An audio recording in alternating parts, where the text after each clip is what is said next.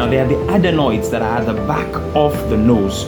They can also get enlarged. They are like the barracks. The tonsils, the adenoids are like the barracks. Usually, just like in an insurgency, there's a lot of activity around the area, the soldiers, police going all over the place. That's exactly what happens when there's an infection around the area of the throat, the back of the nose. Now, in children, it's more common that you have enlarged adenoids in children who have some background of allergies.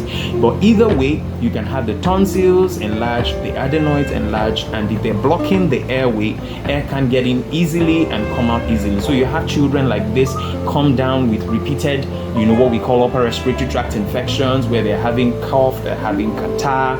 At night, there's a lot of snoring.